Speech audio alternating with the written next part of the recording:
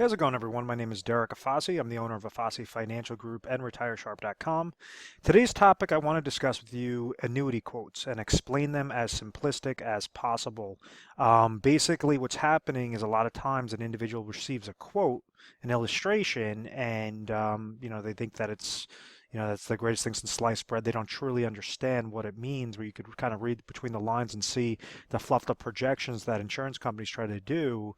So what I want to do is kind of expose some of the things on how to read between the lines and see whether or not something has a contractual guarantee, how good of an actual product it is with a worst case scenario basis to determine, whether or not you should throw any dollar amount in there, let alone your entire life savings, your entire retirement savings into it, because many times, they're explained the wrong way, and then advisors are able to fluff up these projections so that somebody kind of has that bait and switch, get hook, line, and sinker into getting set up with a contract. So, 'cause some of the things I'm going to go over is the different types of annuities, really briefly, the biggest problem when receiving quotes, and then this part, I don't mean to offend anybody with any curse words, but read through the BS and find the cash flow.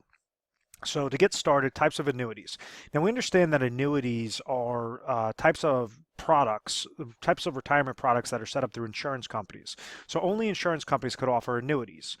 You've had other types of annuities in the past that a lot of individuals mistake for the annuities of today. So please be mindful that there were innovations, there are constant innovations from the 1990s, early 2000s, after 2008, after the downward market crash. So they have a whole slew of different things on how they're tweaked properly for an individual situation, and how you could leverage an actual a contract or an annuity contract specific to your needs. And all that means is it's set up through an insurance company. Insurance companies are the only ones that could offer annuities, just like a certificate of deposit could only be offered through a bank. Annuity contracts could only be offered through insurance companies. The first very easy type of annuity is the fixed annuity. I typically like to see these things known as MIGAs. So what this says is kind of just like how if you understand how a bank CD works, where let's say you have a 5-year bank CD that's paying you, right now 1% per year. Obviously it used to be much higher in later, in earlier years. But what this would say is essentially if you have a bucket of $100,000 and you have a bank CD that pays you 1% per year, but after the first year you're getting $1,000, second year $1,000, third year $1,000, etc.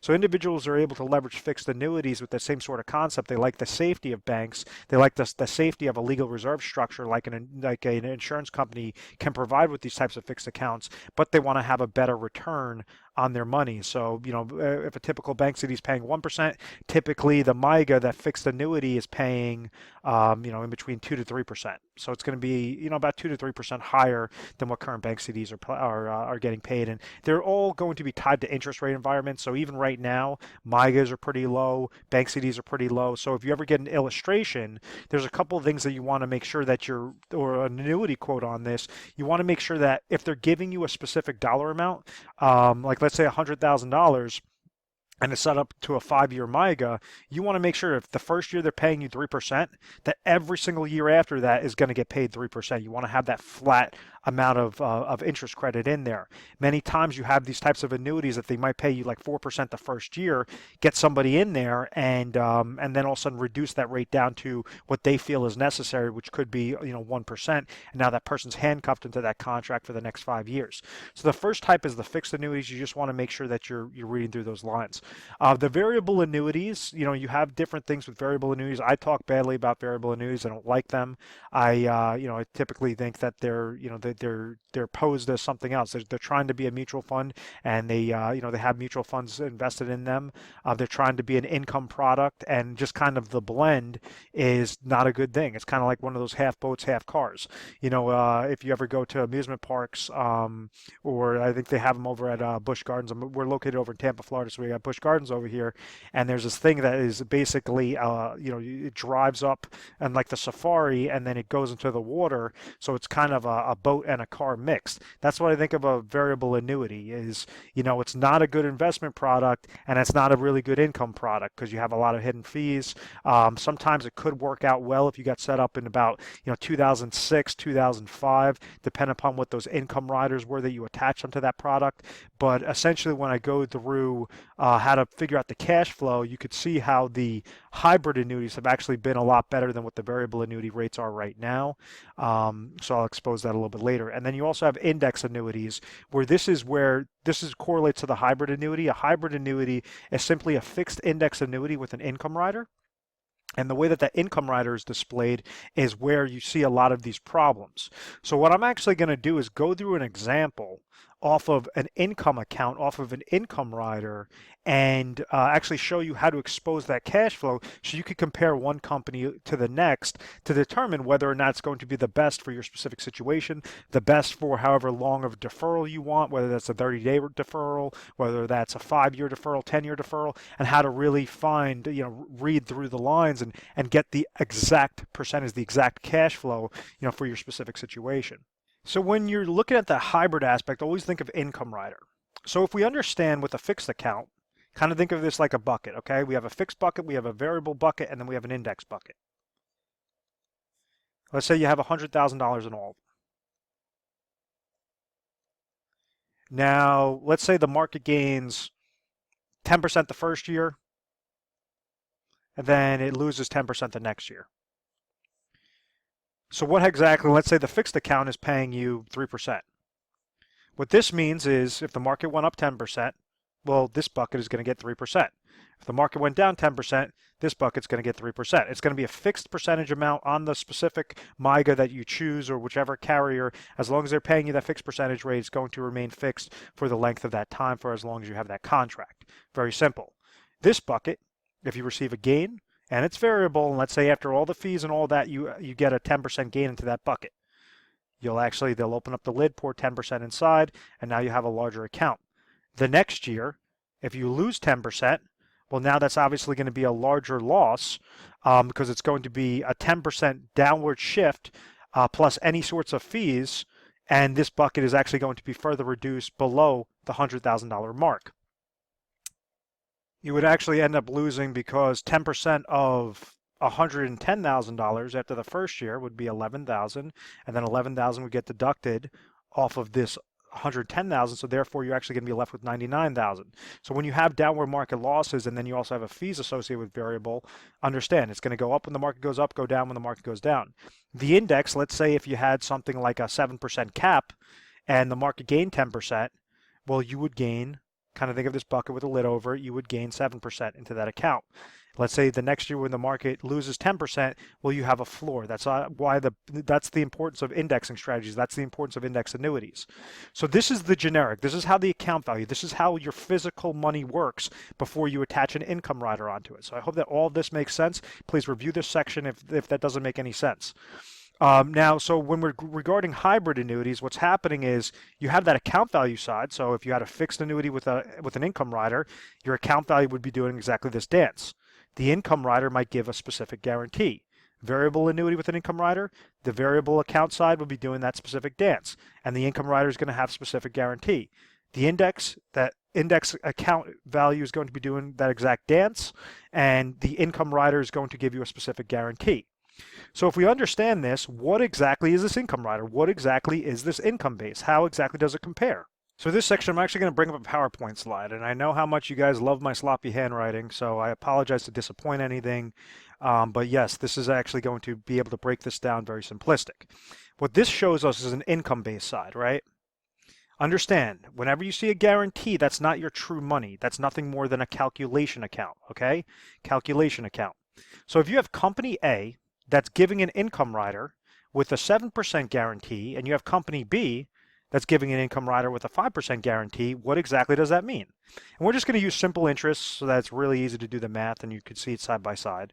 If you're looking at this, and let's say we have a person, a male age 60, that's looking to trigger income at age 65, how can we figure out what the cash flow is?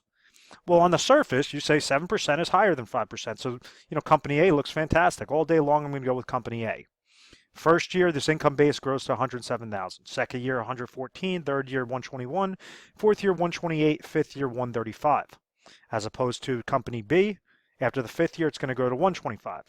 So understand, whenever these companies are trying to provide you lifetime income, the reason why they're doing an income rider as opposed to annuitization used to be the old school annuities, right?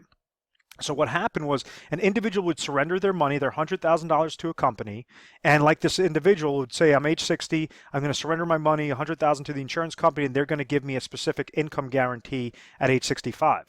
Well, when we use an income rider, instead of annuitization, you're not surrendering your money. You're allowed to still have those monies into that account value that I spoke about, whether that's in fixed, variable, or index. You're able to still have that account value, that your physical money grow when the market goes up, not lose when the market goes down.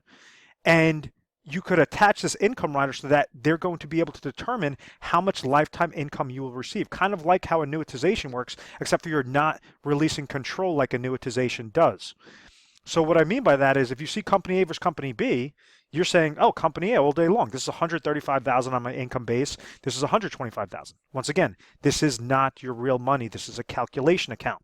The way then how it determines how much lifetime income the company's going to pay you is going to be your income base multiplied by your withdrawal rate percentage, and that's what equals your lifetime income. So let's say company A has a withdrawal rate percentage of 4%, but company B has a withdrawal rate percentage of 5%. What exactly does that mean? Well, that means company A is going to be, at age 65, they determine that their withdrawal rate percentage is 4%. Company B at age 65 male determines that's going to be 5%. So when we actually do the calculation, 135 multiplied by 4%, 125 multiplied by 5, your actual numbers, and I hope that you could read this, is $5,400 with company A and $6,250 with company B. So what that tells us is that company A is a much crappier product than company B. If we're looking to get the lifetime income, the best lifetime income out of this, well, we understand that out of the $100,000 deposit, a 6.250% cash flow is with company B as opposed to a 5.40% cash flow with company A. So therefore, there's no reason to go with company A over company B unless you had a better rating and this was just a generally better company. You could kind of pick your poison on that route. But if you're looking specifically for a cash flow side, this individual could throw $100,000 and get a much higher cash flow percentage with this 5-year deferral with company B. So I hope that all of that makes sense, guys. This is so important to understand because this is how you're able to weed through whether a company that's telling you, oh, we're going to give you a 7% guarantee, or a company that's saying we're going to give you a 5% guarantee, what that actually means. So in this example, let's say if, at this point in time, the $100,000, we understand we have the account value side, we have the income base side. This shows our income base.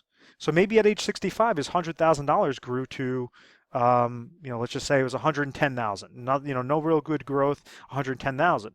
And then they decide to pull out. So we understand the income base at age 65 is 125,000. Well, they're going to go off of the income base multiplied by the withdrawal rate percentage, $6,250. So anytime that they're taking a withdrawal of $6,250, it's going to deduct this off of the account value side. So therefore, it's going to be less. So if your account value gains when the market, like an index, like a fixed index annuity with income rider, it's going to gain when the market goes up, not lose when the market goes down. But you're still going to have to, if you have an income rider, most of the times they have an income rider fee, which will be a negative, typically less than 1%. And then also if you're taking a withdrawal, that's going to be a negative as well. So the longer and longer that you're living, well, yes, you have potential for this account value to grow. You're not annuitizing your money, and let's say if this eventually hits $0 because you keep living so long, well, that $6,250 is still going to be coming into your pocket at the end of the day, and that's the importance of the income rider. You're leveraging the contract exactly how it's designed. You're not trying to get this random 7% guarantee or 5% guarantee that does not exist. This is figuring out the true value of the contract, the true cash value of the or cash flow of the contract. So I hope that made a lot of sense, guys. It allows you to read through the BS, find the cash flow, figure out the best way. Now, we're an independent agency. Like I mentioned all the time, we're 24/7 customer service. You give us a call mornings, nights, weekends, holidays, whatever the case may be. Someone will always be there to take your call. What we try to do is help you figure out whether you want to have an income need, what your situation is, how you got to your situation, do you have certain flaws with your plan, and what do you want to accomplish? So we leverage a whole slew of carriers. We leverage a lot of annuity contracts, pretty much any contract possible in your area, limited to like Alaska, and there's a couple other states that we don't cover. But, for the most part, we want to make sure that any dollar you're placing into a plan, you're educated properly, you're not getting caught up in the fluff, caught up in those numbers. You could actually control, you could set up a specific product and a specific strategy in tandem to make sure that you're accomplishing your goal successfully using the smallest amount of dollars and only as much as necessary out of your retirement savings to accomplish your goals. We also have a bunch of free ebooks. So give us a call at any time. We just set up a whole slew of them. I think we have about 7 or 8 new ebooks out there. So give us a call if you want to have, if you want to have access to some of those where you could expose the cash flow. We have, a whole slew of them, basically how to compare the top annuity contracts, how to expose some of the annuity quotes. We are A+ rated on the Better Business Bureau because we believe in education first. Education, understand exactly what you have, where you want to go, how to get there properly, and we'll walk you through it step by step. And at the end of the day, if you guys just want to have a second opinion, maybe what you're doing is absolutely perfect. But with retirement, what I've learned time and time again with just seeing these retirement disasters is you only have one chance to get things done correctly. What we want to try to do is be the honest advisor, the ethical advisors, give you free education, free content. And, if you like what we have to provide you and you want to get set up with certain plans, obviously that's what we're here for. We have affiliations with all the top carriers, all the top products, and we can help you guys out. But I want to thank you very much for watching this video. Please feel free to subscribe to our YouTube channel, Retire Sharp, so you have access to the most updated videos. Thanks so much, guys.